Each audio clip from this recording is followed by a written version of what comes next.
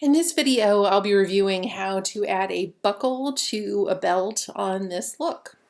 I've already got the file open for adding buckle, and you'll also see that I gave you a OBG for, I keep saying OBG, OBJ for the buckle. To open that up, you're going to go ahead and right click and say add to workspace. And you want to make sure that you're adding to the workspace. In this instance, unlike the zipper, we will be loading it as an avatar.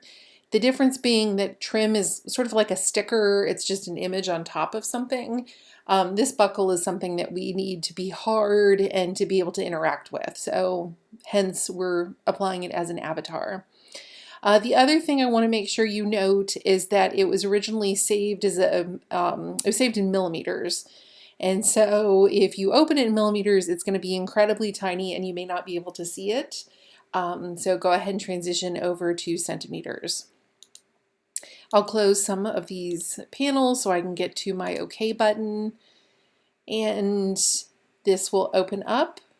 Okay. Again, it's going to open up with the gizmo. It's going to and it's going to have some resizing tools that I can work with. So I'm just going to go ahead and rotate this. And if you hold shift, it'll help lock the proportions or constrain it as it turns, I should say. And this is going to be placed at her belt. So what I'm going to do is just pan a little bit and zoom in, and pan and zoom. And I'm just going to move this down a little bit. Okay, so it needs to be appropriate. It needs to look like the belt could fit through the holes. And then I'm going to rotate and change my view here. And the other thing you need to do is you just need to make sure that the belt is really close to the pants.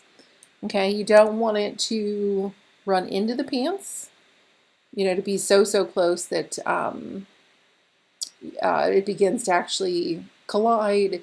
But it does need to be rather close because you do need to be able to pull the belt up and through the buckle. Okay. So again, I just want to try to get that sort of centered. Rotate a little bit again just to make sure it looks like she's close. I keep hitting these lights, so I'm just going to select it and delete it. They drive me absolutely crazy. You can also hit the number 4 just to go ahead and get that side view, which I just find helpful. Again, I'll select, I'll use my red arrow and just push that back. Okay. All right, so at this point, I know that this is pretty close. I'm going to go ahead and just pan around, okay, and get a nice close view on this. I'll go ahead and close my library, and I'm just going to click off of everything so I don't have that gizmo in my face.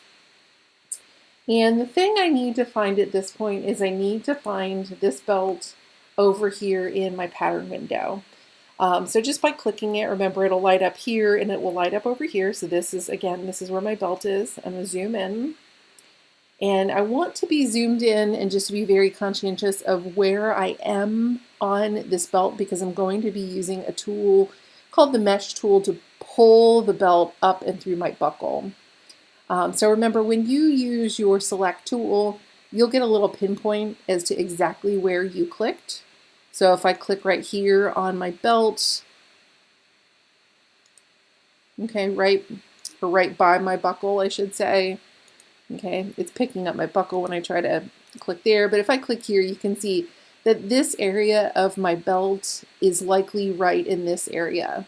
Okay, and that's important again because I'm going to grab my mesh tool. Okay, so select mesh. It's right next to my select move tool.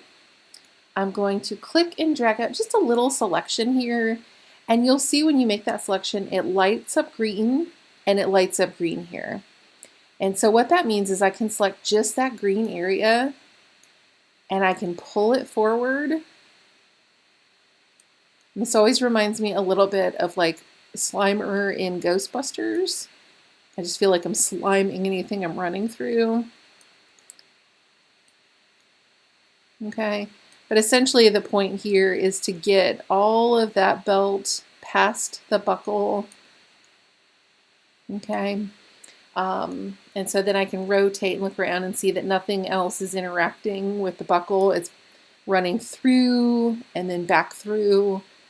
And so I can go ahead and choose my move select. Again, just kind of get a look on that.